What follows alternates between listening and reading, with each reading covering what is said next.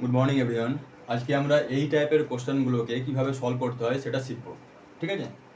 তাহলে এই টাইপের কোশ্চেন যে কোনো পরীক্ষার জন্য খুবই গুরুত্বপূর্ণ এবং খুব সোজা একটা টাইপের কোশ্চেন।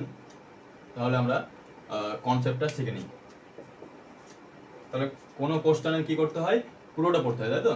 কোশ্চেনের সবসময় পুরোটা পড়তে হয়। তাহলে ক্রয় মূল্যের উপরে 10% ক্ষতি হলে বিক্রয় মূল্যের উপরে শতকরা ক্ষতি কত? ক্রয় মূল্যের উপরে ক্ষতি দেওয়া আছে কত? 10%। তাহলে বিক্রয় মূল্যের উপরে ক্ষতি কত সেটা আমাদের বের করতে বলা হয়েছে। তাহলে দেখো, পার্সেন্টেজের প্রশ্ন সলভ করার জন্য তোমাদের পার্সেন্টেজ যেখানে থাকবে সেটা দিয়ে শুরু করতে হয়। তাহলে 10% দেওয়া আছে। 10% কি দেওয়া আছে?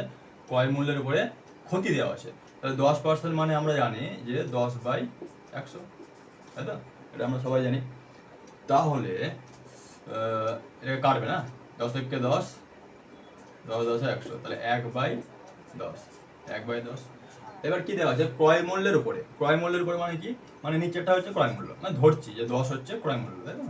ক্রয় মূল্যের উপরে দেওয়া আছে, তাহলে এটা ক্রয় মূল্য ধরে নিচ্ছি, যেটা 10। 10% ক্ষতি মানে ক্রয় মূল্যের উপরে 10%, তাহলে উপরে 1 আছে, তাহলে 1 টাকা ক্ষতি, তাহলে 1 হচ্ছে কি? ক্ষতি, তাই তো? তাহলে ক্রয় মূল্য 10 টাকা আর ক্ষতি হচ্ছে 1 টাকা। তাহলে তোমাদের বিক্রয় মূল্য কত হবে বলতে পারবে? ক্রয় মূল্য 10 টাকা আর ক্ষতি হচ্ছে আমাদের কত? ক্ষতি হচ্ছে 1 টাকা। তাহলে বিক্রয় করছি কততে? দেখো, ক্ষতি হওয়া মানে যে টাকায় কিনে নিয়ে এসেছি তার থেকে আমরা কম টাকায় বিক্রি করছি। কম টাকায় বিক্রি করছি বলেই ক্ষতিটা হয়েছে, তাহলে কম টাকায়, তাহলে কমে যাবে। তাহলে যখনই মনে রাখবে যখন ক্ষতি হবে তখন কমে যাবে। কমা মানে কি? মাইনাস। তাহলে 10 থেকে 1 কি করবো? আমাদের বিয়োগ করে দেবো। তাহলে 10 থেকে 1 বিয়োগ করছি, কত হচ্ছে? 9। তাহলে 9 টাকা হচ্ছে আমাদের কি? বিক্রয় মূল্য। 9 টাকা হচ্ছে আমাদের বিক্রয় মূল্য, তাই তো? এবার কোশ্চেনে কি বলেছে? বলেছে যে বিক্রয় মূল্যের উপরে শতকরা ক্ষতি কত, তাই তো? বিক্রয় মূল্যের উপরে, তাহলে যার উপরে ক্ষতি বা লাভ বলবে সেটা থাকবে কোথায়? নিচে, তাই তো? তাহলে 9 হচ্ছে বিক্রয় মূল্য, এটা বিক্রয় মূল্য। আর ক্ষতি কত হচ্ছিল? ক্ষতি তো সে 1 টাকাই হচ্ছিল না? তাহলে উপরে 1 লিখে দাও। শতকরা ক্ষতি, শতকরা মানে কি শিখে গেলাম? আগের ভিডিওতে কি শিখেছিলাম? যে ইন্টু 100। তাহলে 100/9%, তাহলে 100/9%, তাহলে 100কে যদি 9 দিয়ে ভাগ করি তাহলে 9 11 99, 9 11 99 থাকবে 1, তাহলে 1/9%, 11 পূর্ণ 1/9% কোথায় আছে? অপশন ডি, তাই তো? তাহলে খুবই সোজা একটা টাইপের কোশ্চেন। তাহলে যখনই মনে রাখবে, শর্টকাট মনে রাখো, ক্রয় মূল্যের উপরে লাভ বা ক্ষতি বললে পরে লাভ হলে প্লাস করবে, লাভ হলে প্লাস, আর ক্ষতি হলে মাইনাস করে বিক্রয় মূল্যটা বের করবে। ঠিক আছে? ক্রয় মূল্যের উপরে দেওয়া থাকলে পরে, কিন্তু বারবার বলছি ক্রয় মূল্যের উপরে। এবার এই কোশ্চেনটা দেখো, এখানে কি দেওয়া আছে? বিক্রয় মূল্যের উপরে 10% ক্ষতি হলে ক্রয় মূল্যের উপরে শতকরা ক্ষতি কত? কোশ্চেনটা পুরো উল্টে গেছে, তাই না? এই কোশ্চেনটা পুরো রিভার্স কোশ্চেন। তাহলে বিক্রয় মূল্যের উপরে 10% ক্ষতি, তাহলে 10% দিয়ে শুরু করবো। 10% ক্ষতি, তাহলে ক্ষতি 10% মানে কি? 10/100, তাহলে 10/100 মানে দেখলাম যে 1/10, তাহলে 1/10 হচ্ছে। তাহলে বিক্রয় মূল্যের উপরে বলা হয়েছে মানে নিচেরটা হবে বিক্রয় মূল্য, 10টা হচ্ছে বিক্রয় মূল্য, আর 1টা হচ্ছে ক্ষতি।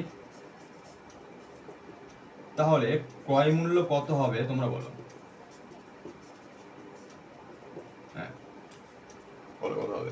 বিক্রয় মূল্য 10 আর ক্ষতি হয়েছে কত? ক্ষতি হয়েছে 1 টাকা। যখনই ক্ষতি হয় তখন ক্রয় মূল্য কি হয়? ক্ষতি হলে ক্রয় মূল্য আমাদের বেশি হয়, আর লাভ হলে পরে ক্রয় মূল্য কি হবে? লাভ হলে ক্রয় মূল্য কম হবে, তাই না? তো এটা তো আমাদের কমন সেন্স। তাহলে ক্রয় মূল্য যেহেতু ক্ষতি হয়েছে তার মানে ক্রয় মূল্য কি হবে? বেশি হবে। তার ক্রয় মূল্য যদি বেশি হয় তাহলে 10-এর সাথে 1 কি করতে হবে? যোগ করতে হবে। তো 10 আর 1 11। এইখানেই তোমাদের ম্যাক্সিমাম স্টুডেন্ট কি করে? ভুল করে। তাহলে মনে রাখবে যে বিক্রয় মূল্যের উপরে যদি কোশ্চেন থাকে এবং যদি ক্ষতি বা থাকে বা লাভ থাকে, বিক্রয় মূল্যের উপরে যদি ক্ষতি দেওয়া থাকে তাহলে যোগ করে ক্রয় মূল্য বের করতে হবে। যোগ করে, ঠিক আছে? যোগ করে ক্রয় মূল্য বের করতে হবে, মানে উল্টো উল্টো হবে। আর লাভ থাকলে পরে বিয়োগ করে আমাদের ক্রয় মূল্যটাকে কি করতে হবে? বের করতে হবে। এই কনসেপ্টটা মাথায় রাখবে, তাহলে পরে কিন্তু জীবনে কোশ্চেন ভুল হবে না। তাহলে ক্রয় মূল্য পেয়ে গেলাম 11। তাহলে এবার কি চাইছে? ক্রয় মূল্যের উপরে শতকরা ক্ষতি, তাহলে ক্রয় মূল্যের উপরে চেয়েছে না? তাহলে ক্রয় মূল্যকে নিচে লিখো। ক্রয় মূল্যের উপরে শতকরা ক্ষতি, তার ক্ষতি কত? ক্ষতি তো 1 টাকাই হচ্ছিল না? ক্ষতি 1 টাকা, শতকরা মানে ইন্টু 100, তাহলে 100/11, 9 11 99, 9 তোমার রিমাইন্ডার 1 আসছে, তাহলে 1/11, তাহলে 9 × 1/11% কি ক্ষতি, তাই তো ক্ষতি। তো 9 × 1/11% ক্ষতি, তাহলে C is the right answer. বোঝা গেল আশা করছি। তাহলে যদি কোনো ডাউট থাকে তাহলে আমাকে জিজ্ঞেস করবে, এটাকে আরো ভালো করে ক্লিয়ার করে দেবো। আচ্ছা, তাহলে তোমরা নোট করে নাও, এবং নোট করার পরে তোমাদের আমি দুটো হোমওয়ার্ক দিচ্ছি। সেই হোমওয়ার্ক দুটোর তোমরা অ্যান্সার করে আমাকে কিন্তু জানাবে যে কত অ্যান্সার হচ্ছে। ক্রয় মূল্যের পরে 10% ক্ষতি ছিল, এটা করে দিলাম লাভ। যদি লাভ হয় তাহলে অ্যান্সার কত হবে, ঠিক আছে? 1 মিনিট, এটাও করতে হবে লাভ, ঠিক আছে? তাহলে ক্রয় মূল্যের পরে 10% লাভ, বিক্রয় মূল্যের পরে শতকরা লাভ কত, এটা হলো আমাদের হোমওয়ার্ক।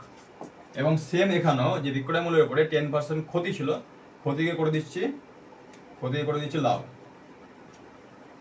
তাহলে এখানেও লাভ করতে হবে, এখানেও লাভ করতে হবে, তাই না? তাহলে 10% লাভ হলে ক্রয় মূল্যের উপরে শতকরা লাভ কত, তাহলে এটাও তোমাদের থাকলো হোমওয়ার্ক। তাহলে এই দুটো কোশ্চেন করবে, করে অ্যান্সার আমাকে জানাবে, ঠিক আছে?